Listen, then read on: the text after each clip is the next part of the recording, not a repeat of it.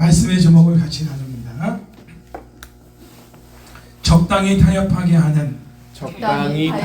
하는 세상의 유혹을 이기라. 세상의 유혹을 이기라. 다시 한번 구별해볼게요. 적당히 타협하게 하는 세상의 유혹을 이기라. 세상의 유혹을 이기라. 아멘. 주님의 음성으로 듣기 바랍니다. 바울이 고린도전서 10장 12절에서 선줄로 생각하는 자는 넘어질까 조심하라. 이렇게 고린도 교회를 향해 책망하듯이 권면한 내용들을 통해서 누구라도 신앙생활 중에 넘어질 수 있는 상황이 올 수 있다는 경각심을 받습니다.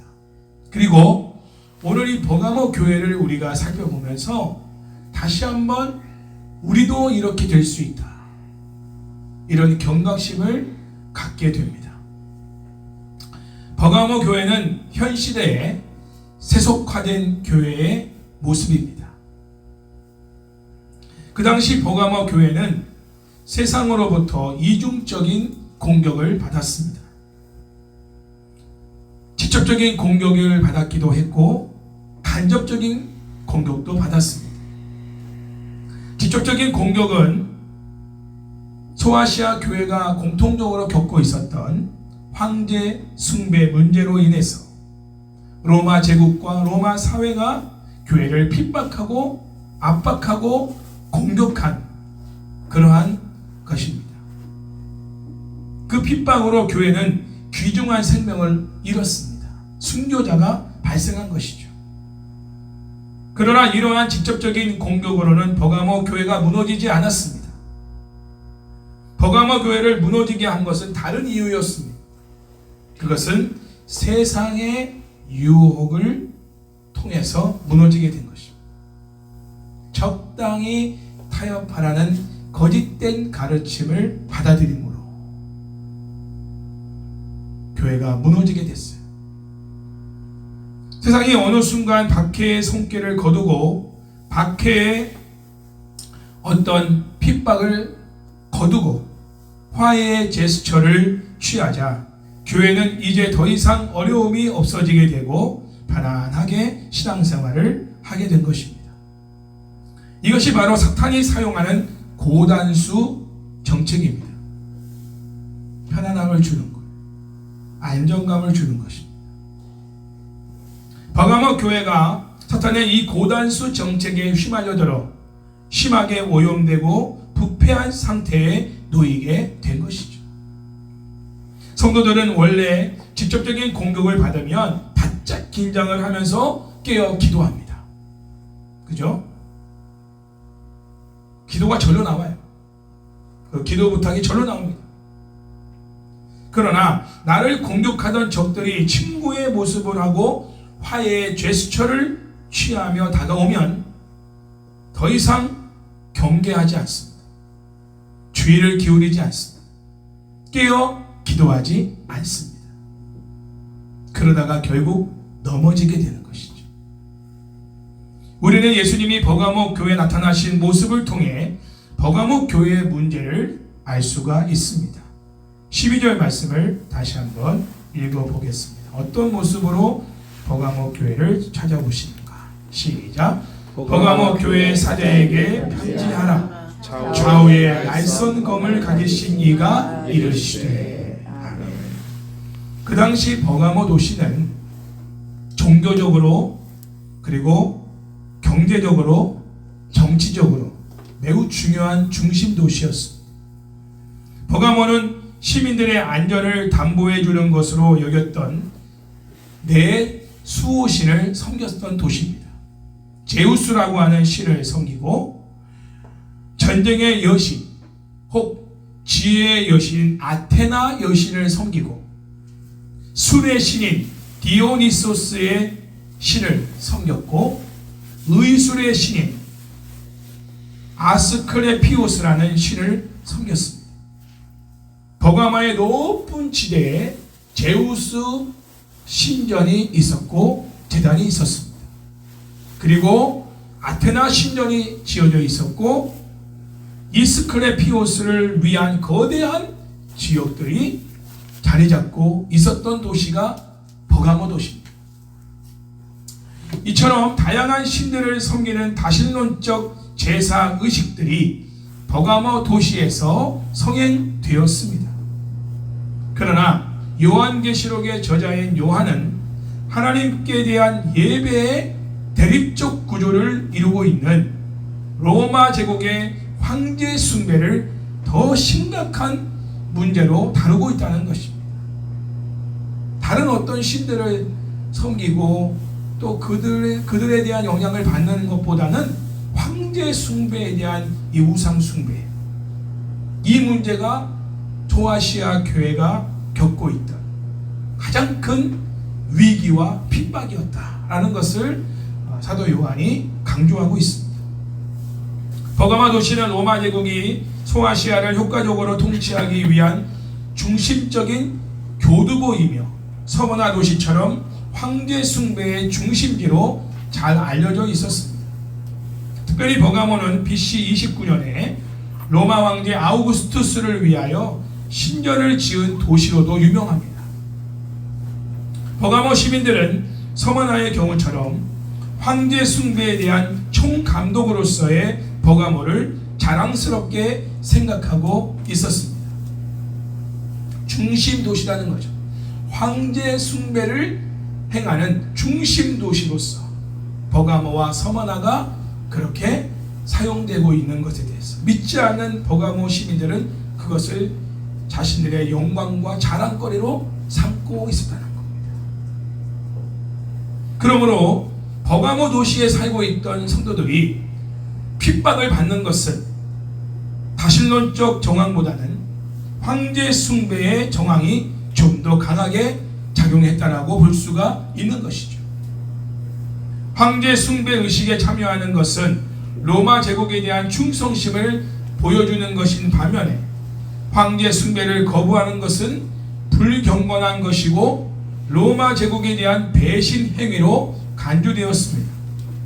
특히 도미티아누스 황제가 집권했을 당시에 그리스도인들은 로마 제국의 로마 시민들에게 무신론자로 여겨졌고 사회적으로는 유해한 미신을 옹호한다라고 비난까지 받았습니다.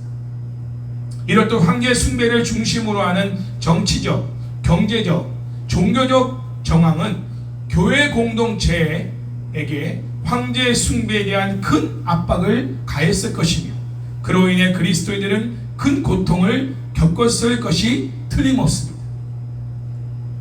이러한 고통과 핍박 가운데 있던 버가모 교회 성도들에게 예수님은 좌우의 날선 검을 가지신 이로 자신을 드러내셨습니다. 예수님이 좌우의 날선 검을 가지신 이로 버가모 교회에 나타나신 것은 예수님이 온 우주를 심판하시는 분이심을 알려주시기 위한 것입니다. 요한계시록 1장 16절과 히브리서 4장 12절에서 말하는 이 검이라고 하는 것은 감추어진 악을 드러내는 하나님의 말씀, 하나님의 영이신 성령을 의미한다고 볼 수가 있습니다. 검의 역할이 뭐냐? 감추어진 죄악을 드러내는 역할. 그것을 하는 게 뭐냐? 하나님의 말씀, 그리고 성령이 그 일을 행하시죠.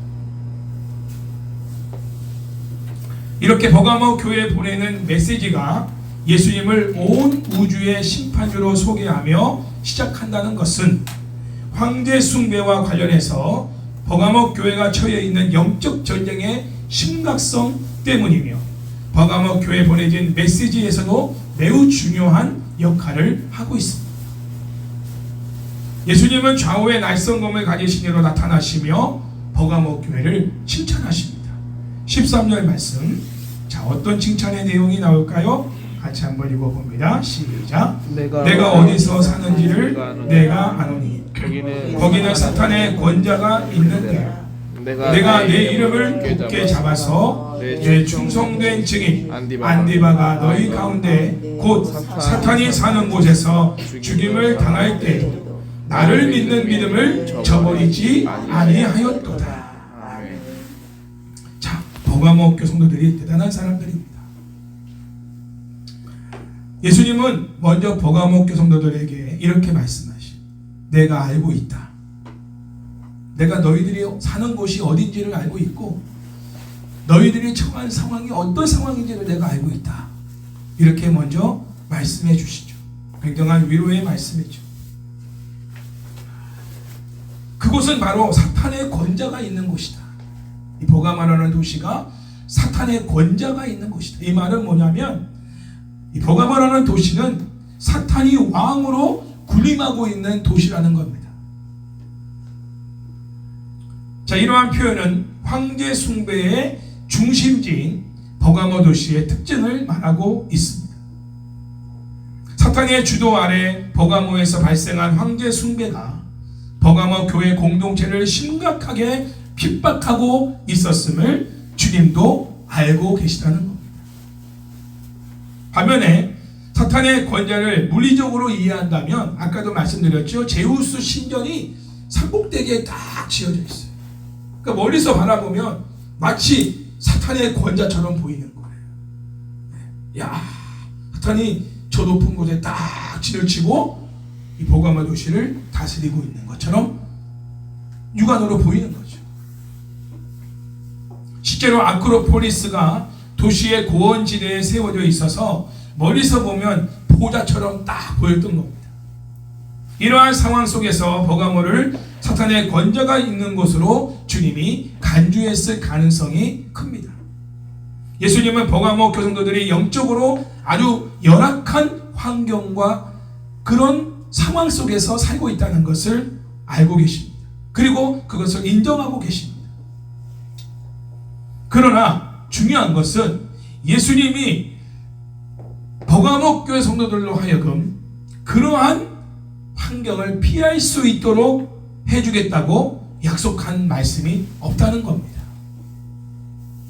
자, 개인적으로 우리가 적용한다면 하나님은, 예수님은 우리 각자가 또 우리 가정이 어떤 어려움과 상황 속에 살고 있는지를 아신다는 겁니다. 그러나 그것을 피하게 하시거나 제하시겠다고 약속하는 말씀이 없다는 거죠. 그냥 두신다는 겁니다. 그 상황을 그대로 보고 계시다는 거죠. 내가 그거 제거해 줄게, 내가 그거 피하게 해줄게 라는 말씀이 없어요. 오히려 버가모 교성도들이 그러한 환경 가운데도 예수님의 이름을 굳게 잡은 것과, 이게 중요합니다, 예수님을 믿는 믿음을 저버리지 않은 것에 대해서 주님이 칭찬하고 계십니다. 그런 상황과 그런 곳에 너희가 살고 있지만 너희가 나를 믿는 믿음을 저버리지 않았다. 그리고 나의 이름을 굳게 잡았다. 그 부분을 아시고 칭찬하고 계신 것. 그러므로 예수님의 이름을 굳게 잡았다는 것은 무엇을 의미하느냐? 고대 사회에서 이름이라는 것은 단순한 어떤 칭호가 아니에요. 그 이름이라는 것은 한 사람의 인격 그리고 본질적인 부분까지 다 담고 있어요. 예수님이라는, 예수라는 이름의 뜻도 뭐예요? 모든 죄인을 구원하실 자라는 뜻이잖아요. 여호수아, 구약으로 말하면, 그렇죠? 예수님의 이름에 내포하고 있는 부분은 예수님이 누구신지에 대한 그분의 인격적인 부분과 그분의 사역적인 부분이 그 이름에 담겨 있어요. 구약의 성경에 나오는 인물들의 이름을 보면 그 이름이 의미하는 바가 있습니다. 그리고 그 이름대로 하나님이 사용하시죠. 고대 사회는 그렇습니다. 히브리 민족의 그 어떤 문화적인 정황을 보면 그 이름이라는 건 단순한 이름이 아니라는 거죠. 그러니까 예수님의 이름을 굳게 붙잡았다는 건 뭐냐면 단순히 예수님을 믿었다는 뜻이 아니에요. 그 말은 예수님의 인격과 그분이 행하신 사역의 본질적인 부분들을 그들이 붙들었다는 거예요. 그 말은 주님이 하시는 그 일을 그들이 했다는 겁니다. 그분의 사역에 동참했다는 거예요. 구원 사역이죠. 그러니까 버가모 교성도들이 단순히 예수님을 믿고 예배만 드리는 게 아니에요. 그분이 하신 사역도 함께 감당해 나갔다는 거예요. 그게 그분의 이름을, 예수님의 이름을 붙들었다는 뜻입니다. 대단한 믿음을 가진 사람들입니다. 원래 그리스도인들은 예수님을 믿을 때 예수님의 이름을 우리가 받습니다. 예수님께 속한 자가 됨으로 인해서 이제는 예수님과 반대가 되는 세상의 요구대로 사는 것이 아니라 예수님의 이름에 합당한 삶을 사는 새로운 존재가 되는 것이죠. 이게 그리스도인이라는 칭호를 받는 겁니다. 우리의 이름은 이제 그리스도인입니다. 우리의 이름은 바뀌었어요. 죄성gen이 아니고 크리스찬. My name is Christian. 나의 이름은 크리스찬이라는 이름으로 바뀌었단 말이에요. 이 크리스찬이라는 이름을 우리가 붙들고 살아간다는 건 뭐냐? 내가 크리스찬이라는 이 정체성을 가지고 살아간다는 건 뭐냐? 예수님처럼 살아간다는 거예요. 그분의 인격과 그분의 사역을 내 삶을 통해 드러내며 살아간다는 거예요. 이게 크리스찬이라는 거예요. My name is Christian. 옛날에 여러분 전쟁에서 양쪽이 막 전쟁을 싸우고 있는데 이 주일이 돼서 아마 부활주일이었던 것 같아요. 양쪽 그 사람들이 오늘은 우리가 전쟁을 하지 말고 오늘은 부상자들을 좀 이렇게 추스려서 그들을 좀 치료하는 날로 이렇게 삼자하고 하루 동안 휴전을 한 거예요. 그런데 딱 그런 공포가 떨어진과 동시에 한 군인이 막 이 전장터에 당가지고 이 부상당한 사람들을 다 이렇게 막 업어서 데리고 와서 또 데려오고 하는 일을 하는데 자기 편의 군인만 하는 게 아니라 상대편 적의 군인까지 다 이렇게 간호하고 치료하는 일을 하는 겁니다. 그래가지고 그 상대편 적이 자기한테 이렇게 간호해주고 치료하는 것을 이제 보면서 물어봤어요. 당신 이름이 뭐냐고. 그랬더니 그 군인이 하는 말이 My name is Christian. 나의 이름은 크리스찬입니다. 유명한 일화입니다. 크리스찬이기 때문에 원수까지도 자기를 향해 총부리를 겨누고 싸우고 몇 시간 전까지만 해도 적으로 싸웠던 그 병사가 쓰러져 있는 것을 발견하고 그 병사를 간호하고 케어하는, 살리려고 하는 이러한 모습을 보여주면서 바로 내가 크리스찬이다. 이게 크리스찬이라는 정체성을 가지고 전쟁 중에도 싸우고 있다는 거예요. 우리가 사업을 하든 우리가 직장 생활을 하든 우리가 길을 걸어가든 운전을 하든 뭘 하든 간에 My name is Christian. 나는 크리스찬이다. 나는 새로운 이름을 받은 자로서 그 이름에 합당한 삶을 살아가는, 적어도 버가모 교성도들은 그런 삶을 살았다는 겁니다. 버가모라는 도시 안에서. 그 도시가 어떤 도시인지는 제가 설명을 해드렸잖아요. 굉장한 믿음을 가진 성도들입니다. 또 예수님의 믿는 믿음을 저버리지 않았다는 말은 뭐냐? 버가모 교성도들이 열악한 환경에서도 그들을 지켜주실 예수님의 신실하심을 부정하거나 부인하지 않았다는 거예요. 주님은 반드시 우리를 구원해 주실 것이다. 어떤 상황에 있든, 감옥에 갇혀 있던, 순교도에 있던, 굶어 죽어가는 상황에 놓여 있던 간에 주님이 나를 보호해 주실 것이다, 구원해 주실 것이라는 이 믿음, 그 주님의 신실하심에 대한 이 믿음을 저버리지 않았다는 거예요. 우리도 순간순간 주님이 날 사랑하시나? 주님이 내 기도를 들어주시나? 주님이 내 상황을 아시나?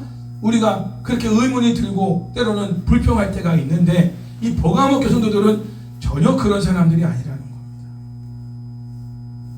어떤 상황에도 주님의 신실하심을 부정하지 않았다는 거예요.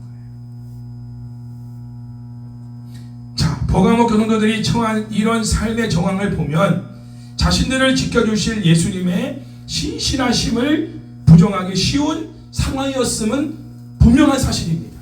그렇죠? 수많은 직접적인 공격이 있었으니까, 위협적인 공격들이 있었으니까, 황제 숭배를 안 하면 경제 활동이 안 되는 상황이에요. 그뿐만 아니라 감옥에 집어넣고 처형하는 그런 시대였다.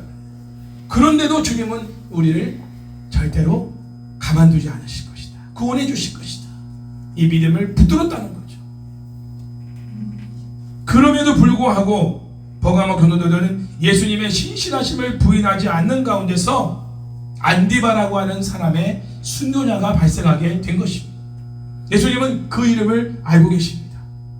그래서 안디바라고 그 이름을 예수님이 직접 거명하셨어요. 예수님은 안디바를 가리켜 내 충성된 증인이라고 말씀하셨습니다. 저는 이 안디바라는 사람을 보면서 우리 한가족 성도들이 주님께 성진이 너는, 최 목사 너는 나의 충성된 증인이다. 우리 권사님을 향해서도 나의 충성된 증인이다. 우리 고 집사님을 향해서도 나의 충성된 증인이다.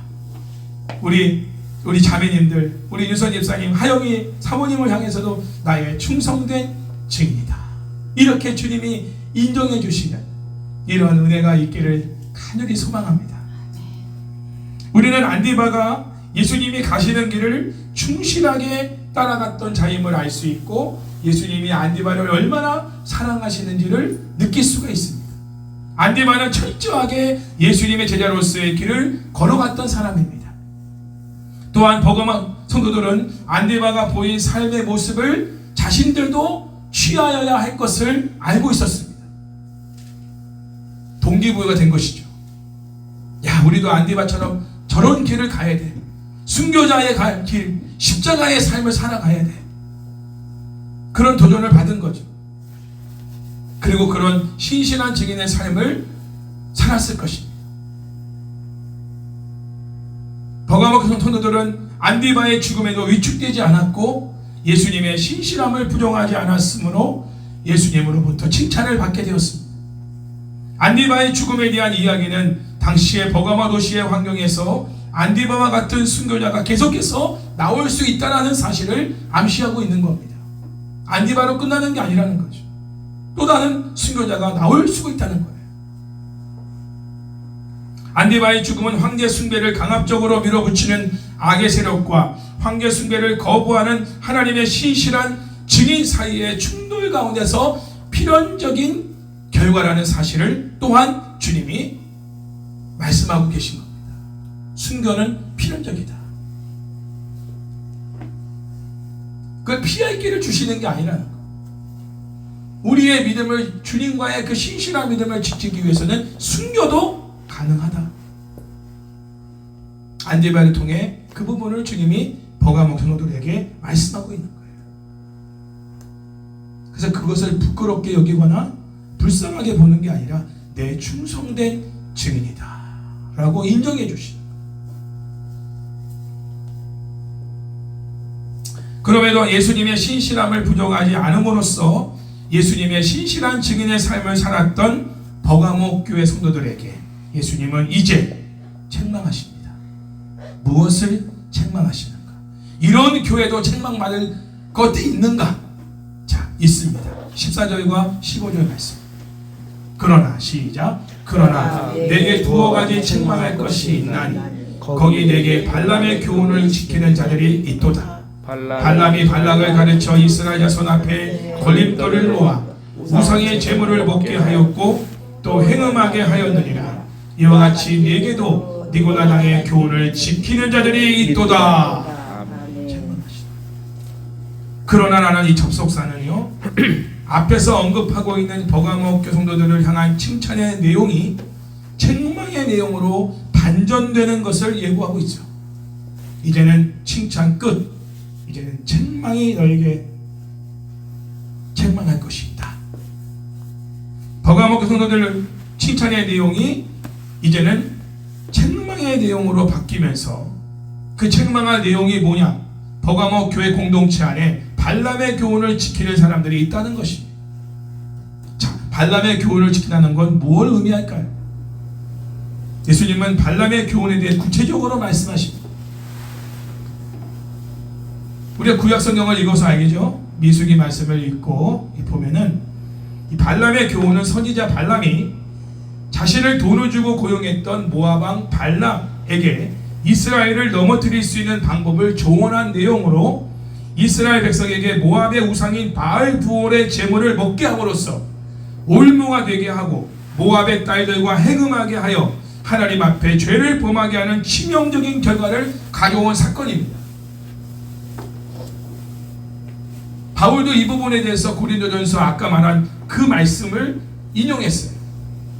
우상의 제물을 먹은 그 중에 말한 게 선자는 넘어질까 조심하라. 이 말씀을 결론적으로 한 거예요. 그 앞부분의 내용을 쭉 읽어보면 이 바울이 고린도 교회를 향해서도 우상의 제물에 관한 부분을 말하면서 이 바알이 아니라 뭐예요? 이 발람의 이 사건을 예를 들고 있습니다.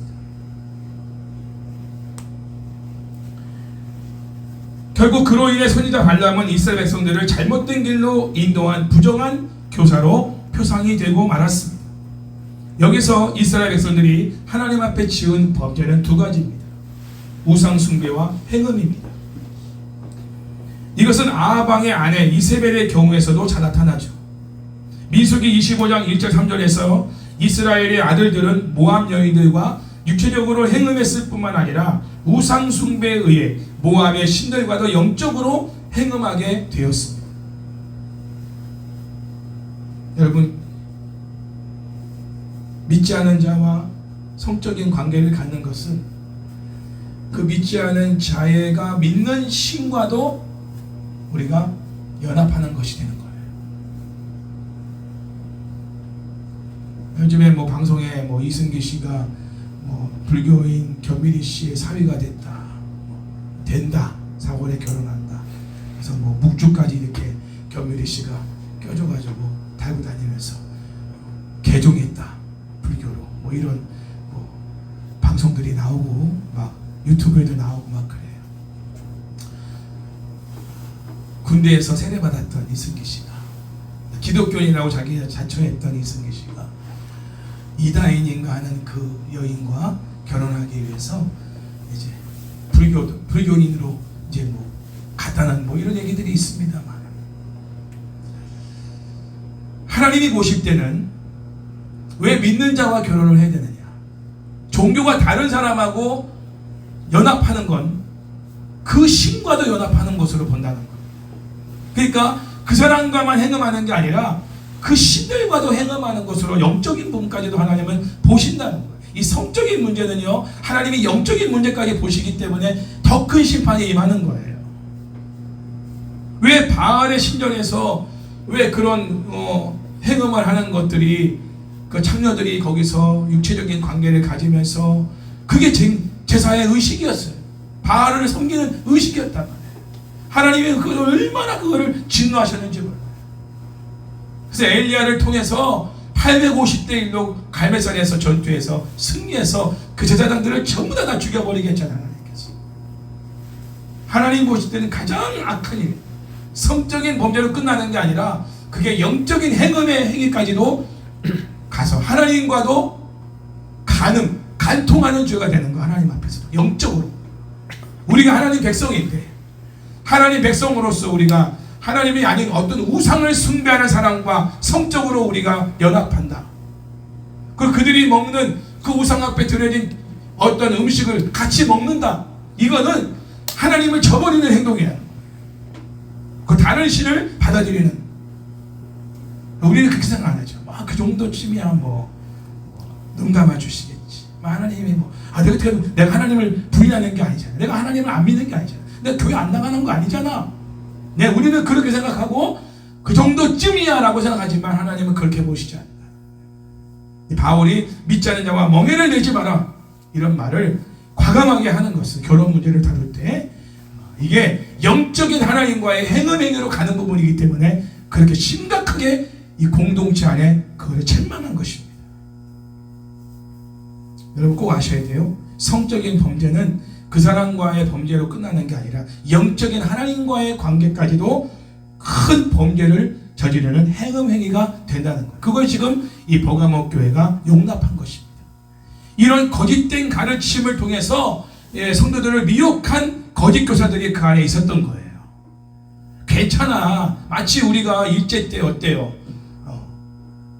그 시사 참배하는 것이 그냥 그 국가에 대한 어떤 맹세와 같이 그 국가에 대한 어떤 그런 어떤 뭐예요? 그 권위자에 대한 그 권위에 대한 인정과 같이 하나의 그 의식으로 그렇게 해도 된다. 꼭 이게 무슨 우상 숭배가 아니라 그냥 이렇게 그 나라에 대한 그 권위에 대한 어떤 그런 예우로서 우리가 하는 것이다. 이렇게 지금 우리 한국교회도 온 한국교회 총회에서 그것을 허락한 거 아닙니까? 그는 우상 숭배가 아니라 국가에 대한 예의를 지키는 예우의 행위다. 그렇게 알고 그렇게 고개를 숙여라. 이렇게 총회가 결의를 했단 말이에요. 그거를 거부해서 목사 면직을 받으신 분이 주기철 목사님이에요. 모든 목사가 다 거기에 사인했어요. 국가 예의라고. 그러나 손양원 목사님과 주기철 목사님은 이거는 우상 숭배다. 그래서 끝까지 반대했어요. 그래서 교회에서 면직을 당한 거예요. 총회에서. 이런 일까지 겪으면서도 끝까지 국가 예의라고 하는 그런 어떤 얄팍한 미혹의 말에도 넘어가지 않았던 목사님이 몇 분 되시지 않아요? 우리 한국교회도. 네. 이런 유혹을 지금 버가모 교회가 받은 겁니다. 우리도 현실에서 지금 받고 있어요. 이 정도쯤은 괜찮아. 우리가 하나님을 안 믿는 게 아니잖아. 우리가 교회 안 나가는 게 아니잖아. 우리가 그때 하나님을 저버리는 게 아니야. 이 정도쯤은 그래도 괜찮은 거지. 특히 여러분 잘 아다시피 황제 숭배를 거부하면 경제적인 활동이 불가능합니다. 이 말은 뭐냐면 가난이라고 하는 것을 필연적으로 당해야 되는 겁니다. 성도들이 경제 활동이 안 되니까요. 먹고 사는 문제가 걸리는 문제인 거예요. 자, 발람이 뭐 때문에 이러한 거짓된 선지자의 역할을 했습니까? 돈 때문에요. 그렇죠? 금전적인 이익 때문에 발람이 발락의 요구를 결국은 들어주게 된 거거든요. 지금 예수님이 발람의 교훈을 따르는 자들, 니고나당의 교훈이라고 하는 이 부분을 강조하면서 지금 말씀하신 거에는 당시의 거짓 교사들이 버가모 교성도들을 향해서 너희들이 지금 가난하게 살 필요가 없어.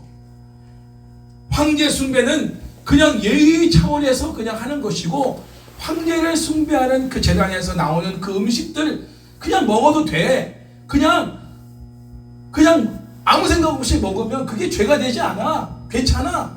라고 하면서 적당히 타협할 것을 요구하는 사람들이 그 버가모 교회 안에 있었던 거예요. 그런데 성도들이 그것을 그 사람들을 저버리고 그 사람들을 물리치고 출교시킨 것이 아니라 그들의 가르침을 용납한 것입니다. 받아들인 것입니다. 에베소 교회는 오히려 이 발람의 교훈과 그 니고나당의 교훈을 철저하게 배격해서 그들을 쫓아내버렸잖아요. 그래서 칭찬을 받았습니다. 에베소 교회는. 그러나 버가모 교회는 여기에 무너져 버린 거예요. 적당히 타협해서 괜히 이렇게 힘들게 어렵게 굶어 죽으며 살 필요 없는 거야. 하나님도 그거 원하시지 않아. 그러니 황제 숭배를 그냥 그 황제에 대한 예의 차원이라 생각하고 또 황제에게 우상 숭배하고 제물을 드리는 그런 행사들을 그냥 국가적인 의식이다. 사회적인 어떠한 행사다라고 생각하고 참여해. 그리고 거기서 나오는 제물들 그냥 눈 딱 감고 먹어도 돼. 그러면 너희가 굳이 이렇게 힘들게 살 필요 없어. 자, 이 말이 굉장히 미혹거리로 온 것은 지금 경제적인 엄청난 위기 속에 이 버가모 교회들이 살고 있었기 때문에 이 물질에 대한 축복에 대한 부분을 놓치고 싶지 않았던 거예요. 거기에 넘어진 겁니다. 먹고 사는 문제에 넘어진 거예요. 타협을 해버린 거예요. 한마디로 말하면 그래서 육체적인 행음과 영적인 행음의 죄를 모두 다 저지른 것처럼 지금 말하고 있는 것입니다. 예수님은 이러한 성적인 행음을 일으키는 가르침이 버가모 교회 공동체 안에 존재하다라고 책망하십니다. 발람의 잘못된 가르침으로 이스라엘 전체가 하나님 앞에 범죄하게 되었던 것처럼 버가모 교회에 존재하는 발람의 가르침은 버가모 교회 공동체를 망하게 할 수 있는 상황이 된 것입니다. 15절에서 예수님은 이러한 잘못된 가르침을 니고나당의 교훈이라고까지 말씀하십니다. 이러한 관계를 통해 발람의 교훈과 니고나당의 교훈이 동일시되고 있다는 사실을 우리가 알 수 있죠. 발람의 교훈이 구약의 이스라엘의 정황 속에서 표현된 것이라면 니고라당의 교훈은 신약의 버가모 교회 정황 속에서 언급되고 있는 것이라고 말할 수 있습니다. 여기서 버가모 교회 공동체의 문제는 아까 말했죠. 에베소 교회가 니고라당의 가르침과 행위를 분별하고 미워했던 것과는 완전히 대조가 되는 상황이 되는 것이죠. 버가모 교회에서 니고라당의 교훈을 쫓는 자들은 거짓 교훈에 사로잡혀 있었습니다. 극심한 황제 숭배 상황 속에서도 예수님의 이름을 굳게 잡고 그분이 하는 사역을 감당하며 예수님의 신실하심을 부정하지 않았던 버가모 교회 성도들은 이러한 내적인 문제, 먹고 사는 문제에 무너지게 된 것입니다. 외적인 노련에는 적절하게 대응했을지 몰라도 이 내적인 문제에서는 적절하게 대처하지 못했던 교회가 버가모 교회 공동체인 것이죠. 예수님의 이름을 굳게 잡고 있었던 버가모 교회 내부에 발람의 교훈과 니고라당의 교훈에 집착하는 부류가 존재하고 있었던 것입니다. 버가모 교회 안에 발람의 교훈을 추종하는 자들은 발람 선지자처럼 성도들로 하여금 우상을 위한 축제에 참여하는 것이 문화적으로나 사회적인 책임으로 용납되는 것이며 하나님께 대한 믿음만 잘 가지고 있으면 가능한 것이라고 미혹했을 수도 있습니다. 아마도 그러한 거짓 교사들의 가르침이 효과를 거둘 수 있었던 것은 거짓 교사들의 가르침이 바르고 정확하다는 맹목적인 신뢰와 발람의 경우처럼 그것을 추종할 경우에 축복을 받을 수 있다고 하는 기복적인 기대가 그들에게 있었기 때문이라는 것이죠. 오늘날도 거짓 교사들이 순수한 믿음을 가진 성도들을 속이고 있습니다. 거짓 교사들이 교회를 의도적으로 해치려는 것은 아닐지라도 세상과 타협하게 하는 그들의 잘못된 가르침이 진리를 훼손시키는 결과를 가져올 수 있음을 알아야 한다는 것입니다. 우리가 돈을 벌어도 하나님 방법으로 벌어야 돼요. 돈을 써도 하나님 방법으로 써야 돼요. 여기에 타협하면 안 돼요. 이 목회자들의 리서치를 통해서 본 상황을 보면 목사님들 절반 이상이 56%가 성도들이 복권을 사는 것에 대해서 어떻게 생각하느냐에 대해서 56%가 괜찮다라고 얘기를 했다고 합니다. 그리고 44%가 신앙적으로 맞지 않다. 그러면 56% 사람들이 목사님들이 그 왜 괜찮냐라고 말하는 이유를 들어보니까 그냥 재미삼아 그냥 한 번쯤 호기심 삼아 하는 것인 부분이 많기 때문이다. 그거를 의지하거나 그것을 신뢰하거나 그것을 통해서 내가 뭔가 일확천금을 얻겠다라고 한다면 그것도 문제가 되기 때문에 그것은 하지 말아야 된다. 그렇다면 그것은 잘못된 방법이다. 그러나 성도들이 호기심 삼아 한두 번쯤 하는 부분들도 있기 때문에 자기는 거기에 대해서 괜찮다라고 표현한 것이라는 체크를 했다고 합니다. 네, 괜찮을 수 있죠. 그러나 사람은 내 자신은 믿을 수가 없는 겁니다. 힘들고 아쉽고 어려울 때 생각나는 존재가 예수님이 아니라 복권이 된다면 우리는 나도 모르는 사이에 복권을 주님보다 더 의지하는 대상이 되어진 것이죠. 이럴 수 있기 때문에 처음부터 그런 부분들을 사전에 봉쇄하는 것이죠. 자, 이 시대도 마찬가지입니다. 거짓된 교사들은, 거짓된 목사들은 괜찮아. 그게 무슨 죄야. 이렇게 말하면서 성도들을 마음을 놓게 합니다. 아, 목사님도 괜찮다고 했어. 목사님도 그 정도는 뭐 허용할 수 있다고 했어. 그러면서 성도들이 무너져 버리는, 주님을 향한 그 신뢰와 그 믿음마저 잃어버리는 상황까지 놓이게 되는 이 상황들이 발생하는 일이 지금 한국 교회 안에도 너무나 많이 있는 거예요. 그래서 우리가 사업 때문에 교회 가는 사람들이 있다는 말, 옛날부터 했던 얘기지만 그걸 목사님들이 모르겠습니까? 근데 그걸 책망을 못하는 거예요. 왜? 그분들이 헌금을 제일 많이 하거든. 교회에서 교회를 세우는 사람들이거든. 말을 못해요. 그런 분들을 장로로 세우는 거예요. 권사로 세우는 겁니다. 그래서 한국 교회가 지금 개독교가 된 거예요. 손가락 당하는 그런 교회가 된 거예요. 방송마다 나오는 내용들이 전부 교회 문제와 비리를 다루고 있는 거예요. 버가모 교회도 그렇게 무너진 겁니다. 그러한 거짓된 가르침을 성도들이 용납한 것이죠. 그래서 예수님은 회개를 촉구하십니다. 16절 말씀, 그러므로 시작. 그러므로 회개하라. 그리하지 아니하면 내가 네게 속히 가서 내 입에 검으로 그들과 싸우리라. 아멘. 책망의 목적은 단순한 비난이 아니라 책망받는 자들의 회개에 있다는 사실이죠. 그래서 예수님은 14절과 15절에서 그들의 죄를 책망하신 후 16절에서 버가모 교회를 향해 회개하라고 촉구하십니다. 그리고 내가 네게 속히 가서 내 입에 검으로 그들과 싸우리라고 말씀하시며 버가모 교회가 회개하지 않을 경우에는 예수님이 그들을 어떻게 대하실지를 말씀하고 있습니다. 자, 그렇다면 그들이 임박한 주님의 심판을 피하려면 무엇을 회개할까요?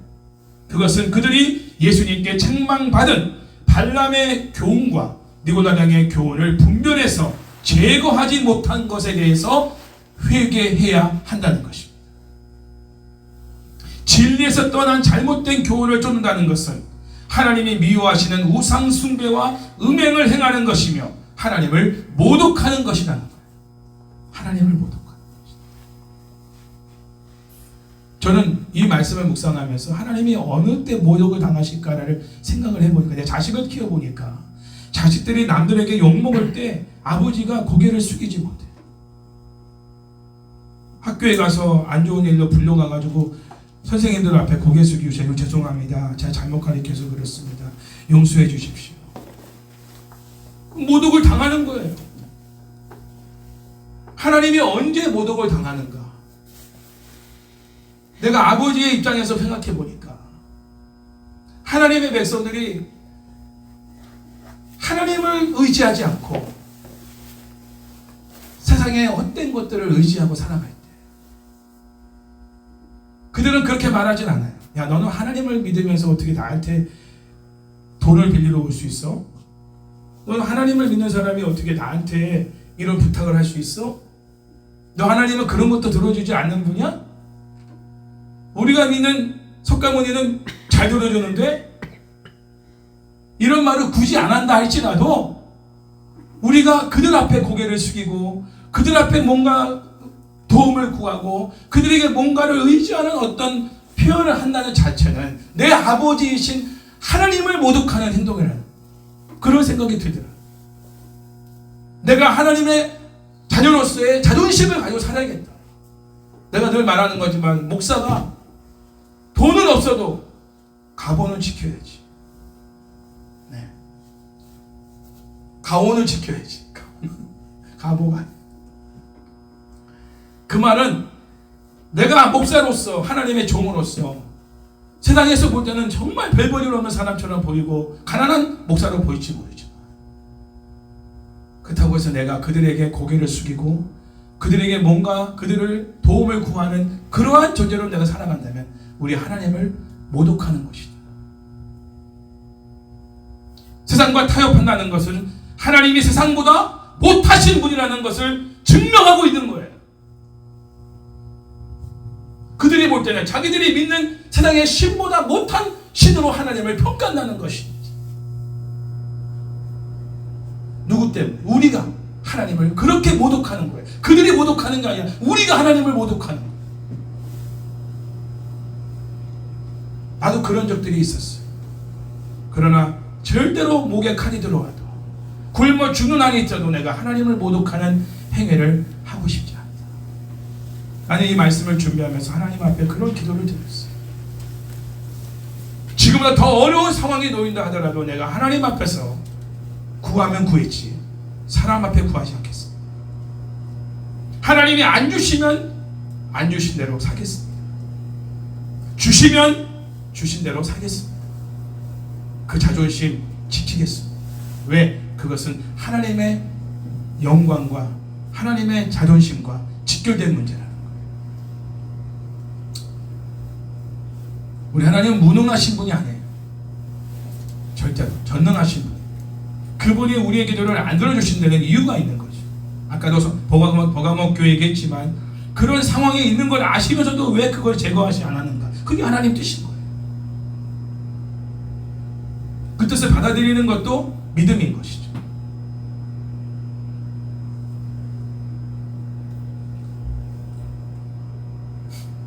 결국 우상 숭배와 행음을 통해 하나님을 모독하는 것은 하나님의 진노와 심판을 피할 수 없게 됩니다. 예수님이 내 입의 검으로 그들과 싸우리라고 하신 말씀은 민수기 22장 23절과 30절, 33절 말씀을 반영하고 있어요. 잘 아는 말씀이죠. 나귀가 여호와의 사자가 칼을 빼어 손에 들고 길에 선 것을 보고 길에서 벗어나 밭으로 들어간지라. 발람이 나귀를 길로 돌이키려고 채찍질하니 23절, 30절은 나귀가 발람에게 이르되 나는 당신이 오늘까지 당신의 일생 동안 탄 나귀가 아니냐? 내가 언제 당신에게 이같이 하는 버릇이 있었더냐? 그가 말하되 없었느니라. 나귀가 말을 합니다. 나귀가 책망을 하죠. 33절 나귀가 나를 보고 이같이 3번을 돌이켜 내 앞에서 피하였느니라. 나귀가 만일 돌이켜 나를 피하지 아니었더라면 내가 벌써 너를 죽이고 나귀는 살렸으리라. 하나님 여호와의 사자가 발람 선지자에게 했던 말씀.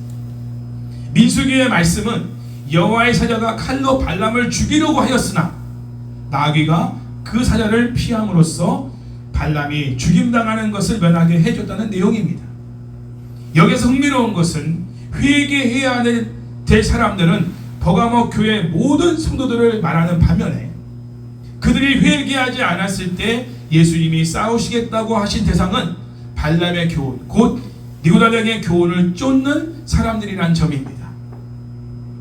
자, 이것은 버가모 교회 공동체가 그러한 거짓 교사들의 가르침을 받아들인 것을 회개해야 할 뿐만 아니라 거짓 교사들의 가르침을 바로잡지 않은 것까지도 회개해야 한다는 것을 의미한다는 것이죠. 교회 전체가 회개를 해야 된다는 거예요. 왜? 용납했기 때문에. 그러나 내가 검을 들고 싸우겠다는 것은 그 교회 전체가 싸우겠다는 얘기가 아니라 발람의 교훈, 그들과의 교훈을 쫓는 자들과는 내가 검을 들고 싸우겠다. 그러니 회개하라. 이 말씀이죠. 제거하라는 거예요. 그 발람의 교훈의 가르침을 따라 행했던 삶을 이제는 청산하고 순수한 믿음을 다시 지켜나가라. 이 말씀. 그러지 않으면 내가 속히 와서 검으로, 내 입의 검으로 너희들과 직접 싸우겠다. 주님이 이렇게 무시무시한 말씀으로 내가 너희와 싸우겠다라고까지 말씀하십니다. 여기서 알아야 될 것은 하나님이 거짓 교사들을 심판의 대상으로 삼으신다고 해서 단순히 그들만을 심판하신다는 말씀이 아니라는 거예요. 거짓 교사들의 존재를 허용한다면 그것이 버가모 교회 공동체 전체를 부패케 할 수 있고, 그렇게 되면 그것은 버가모 교회 공동체 전체의 잘못이 있기 때문인 거예요. 되기 때문인 거죠. 이것은 발람의 교훈이 이스라엘 전체를 타락시켰던 것에서 그 예를 찾아볼 수가 있는 것입니다. 그러므로 발람의 교훈을 쫓는 자, 곧 니고라당의 존재는 그들만의 문제가 아니라 버가모 교회 전체의 문제인 것입니다. 이제 예수님은 버가모 교회를 향해 다른 교회들처럼 들어야 될 내용을 전하시며 이기는 자들에게 주실 약속의 말씀을 전하십니다. 17절 말씀 마지막으로 읽겠습니다. 시작. 귀 있는 자는 성령이 교회들에게 하시는 말씀을 들을지어다. 이기는 그에게는 내가 감추었던 만나를 주고 또 흰 돌을 줄 터인데 그 돌 위에 새 이름을 기록한 것이 있나니 받는 자 밖에는 그 이름을 알 사람이 없느니라. 아멘.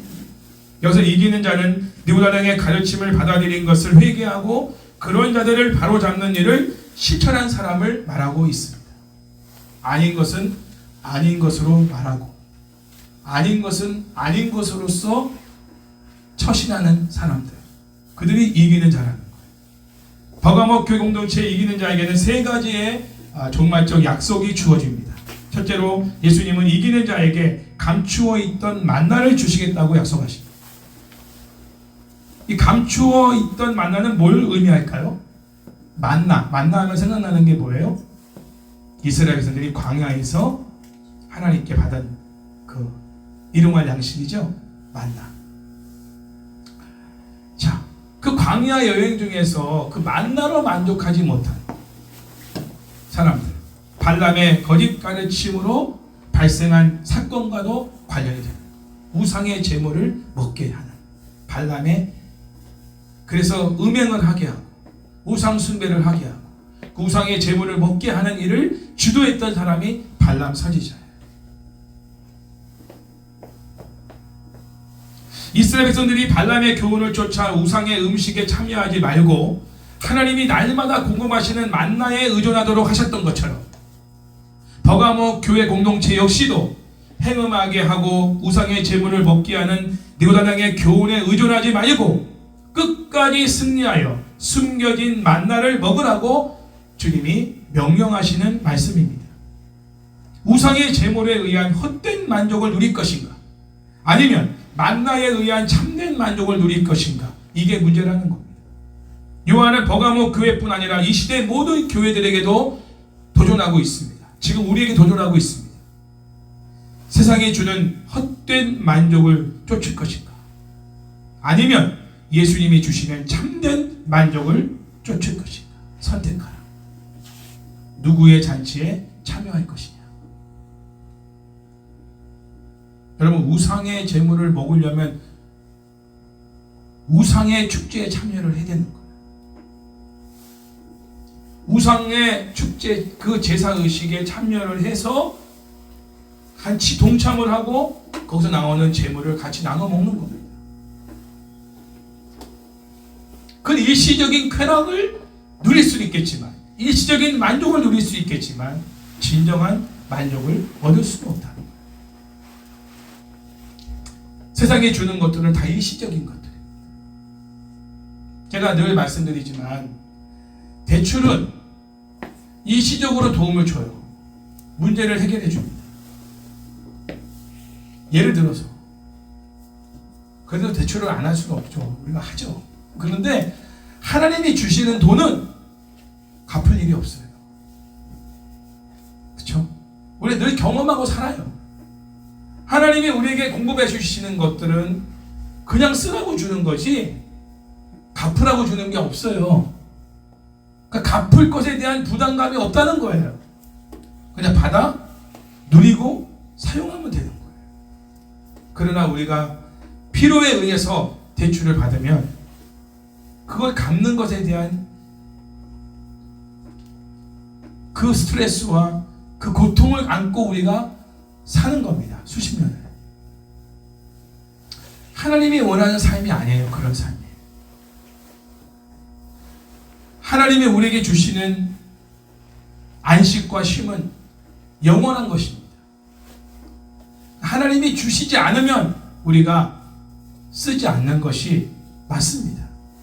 주시는 대로, 사실 광야 생활에서 만나는 그거 아니에요. 하나님이 주시니까 먹는 거예요. 안 주시면 먹을 수가 없는 게 광야예요.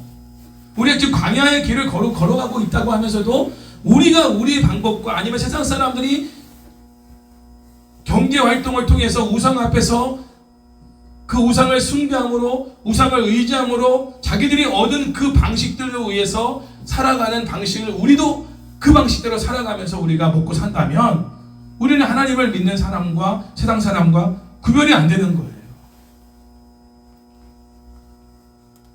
우리는 하나님의 방식과 방법대로 살아야 되는 사람들인 거예요. 하나님이 주시는 것들. 저는 그래서 지금도 사실 그래요. 이제는 저도 지금까지는 그렇게 살지 못했지만 이제는 하나님이 주시는 것으로만 살겠습니다. 그건 나에게 적용하는 거예요. 다른 사람에게 적용하는 게 아니라 나 자신. 내가 없으면 안 쓰고 지금은 주시면 그 주시는 한도 내에서 쓰는 삶을 연습하고 있는 거예요. 정말 필요한 부분이라면 하나님께 구하시면 돼요. 그러나 구하셔서 안 주시면 하나님 뜻이 아니구나. 그러나 필요한 부분은 하나님 반드시 공급해 주시는 분. 그러면서 하나님은 나의 공급자이시다라고 고백할 때 하나님이 우리의 그 고백을 진실함으로 받아들이는 거예요. 그래서 우리가 정말 필요할 때 하나님 이게 정말 필요합니다. 하나님 외에는 이 필요를 채워주실 분이 없습니다라고 고백할 때 하나님이 정말 공급해 주시는 그런 은혜를 경험하게 하시는 거예요. 전에도 언젠가 얘기했던 기억이 나요. 다른 모든 방법들을 다 내가 2차, 3차, 4차 방법들을 다 내가 뒤에 깔아놓고 1차적으로 하나님 채워주시면 감사하겠습니다. 그러나 뒤에는 아니면 내가 이렇게 하겠습니다. 이 여지를 남겨두고 있는 부분은 하나님 앞에 절대로 허용될 수가 없는, 믿음으로 인정될 수가 없는 부분이에요. 예수님에게 고침을 받고 나은 사람들은 예수님 아니면 고침을 받을 수 없는 사람들이었던 거예요. 신약 성경 보십시오. 예수님이 아니면 그 환경에 나아질 수가 없는 그 사람들을 주님이 고치신 거예요. 방법이 없는 사람들, 주님 외에는. 그런 사람들이 다윗의 자손이여 나를 불쌍히 여겨주십시오라는 그 믿음의 눈을 열게 하셔서 하나님이 주님을 믿고 의지하게 만드신 거예요. 그 믿음을 하나님이 선물로 주신 거죠. 제가 왜 이 얘기를 하냐면 버가모 교회는 그 자그마한 타협에 무너진 교회라는 거예요. 우리가 타협하는 부분이 뭐가 있는지를, 세상에 요구하는 것들에 우리가 적당하게 타협하면서 그거에 의해 살아가고 있는 부분이 뭔지를 우리가 깨닫고 그 부분을 우리가 제거하고, 그게 회개니까 정말 신실한 믿음을 다시 의지하여 하나님을 붙들고 살아가는 그런 삶이 될 때 책망도 듣지 않고 심판도 듣지 않고 오히려 하나님의 돌보심과 공급하심 속에서 우리가 이 땅에 사는 동안 살아갈 수가 있다는 것입니다. 이런 결단이 우리에게 필요한 부분이죠. 남들이 하니까 우리도 할 수 있다가 아니에요. 남들이 해도 우리는 하지 말아야 될 것들이 있는 거예요. 이걸 지키는 게 믿음이에요. 어렵지만, 그러나 그걸 지켜나갈 때 하나님이 인정해 주시고 그걸 칭찬해 주시는 것이죠. 가장 행복한 삶은 주님께 인정받는 삶이라는 그런 어떤 목사님이 쓰신 책에 글이 있더라. 가장 행복한 인생을 살았던 사람들이 누구냐? 주님께 마지막으로 칭찬을 받고 인정을 받는 삶을 산 사람들, 그들이 진정한 행복자다, 이렇게 고백했던 글을 기억하고 있습니다.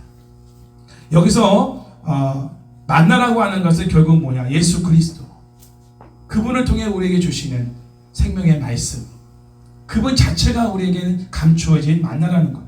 두 번째 주시는 약속은 흰 돌입니다. 흰 돌은 무엇을 의미하냐면, 버가모 교회 정황으로 본다면 흰 돌은 하늘 축제에 참여할 수 있는 초청장으로서, 흰 돌을 받은 버가모 교회 이기는 자들은 성도의 의로운 행위를 의미하는 빛나고 깨끗한 세마포 옷을 입고 어린 양의 혼인잔치, 곧 메시아의 만찬에 입장할 수 있는 초청장을 받은 것으로 이해할 수가 있습니다. 이러한 만찬에 참여하는 것은 행음하며 우상의 제물을 먹는 가증한 축제의 일시적인 쾌락과 비교했을 때 압도적인 기쁨을 예상할 수가 있는 것이죠.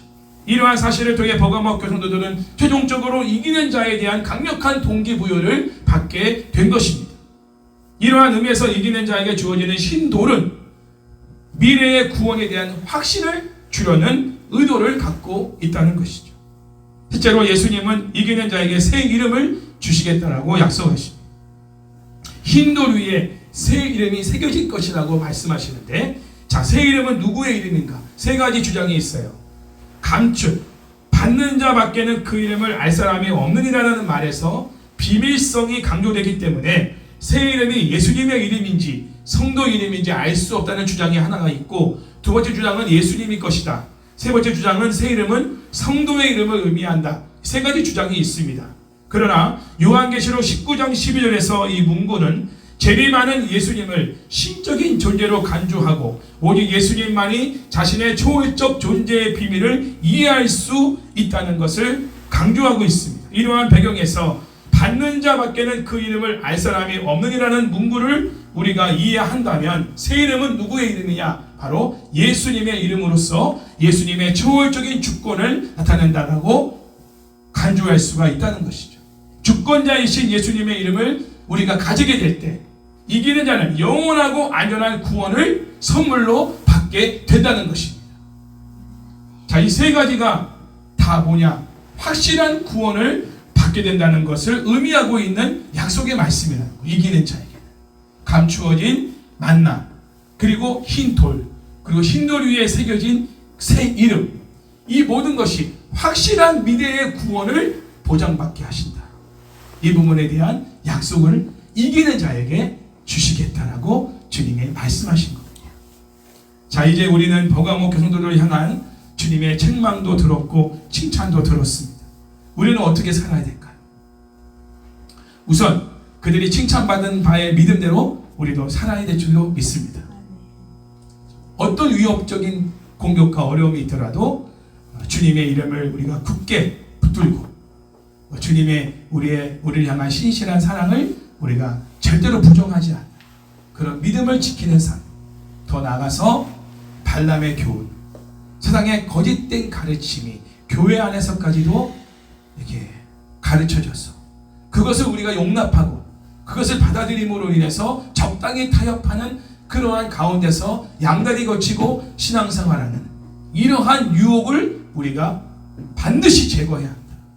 순수한 믿음을 우리가 지켜나가는 데 있어서 다른 어떤 방식, 다른 어떠한 방법, 다른 어떠한 가르침을 통해서 우리가 거기에 오염되는 게 아니라 우리가 이미 받은 바의 그 진리의 말씀을 붙들고 그 말씀대로 우리는 믿고 살아가는 것, 이 믿음을 지킴으로 우리 내적인 어떤 시험과 그 유혹도 능히 이길 수 있는 그런 우리 성도들이 되어야 한다는 것이죠.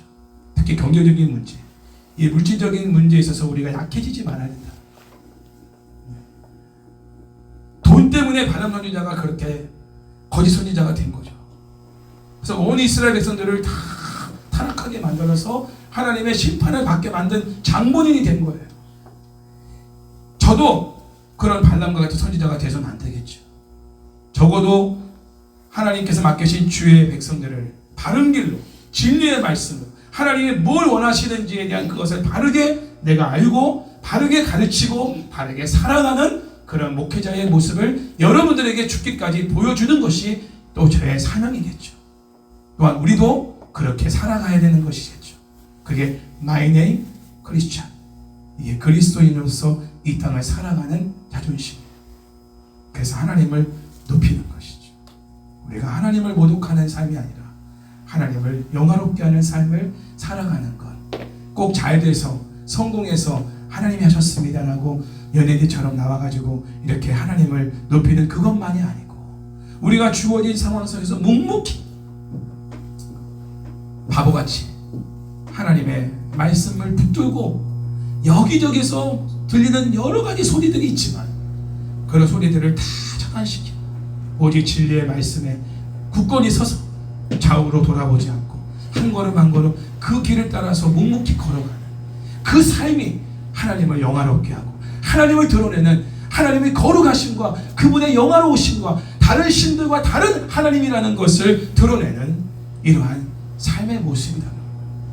적어도 우리가 믿는 하나님을 이 땅에서 우리를 통해서 영화롭게 하는 교회가 되고 그런 성도의 삶이 되기를 주의 이름으로 축원합니다.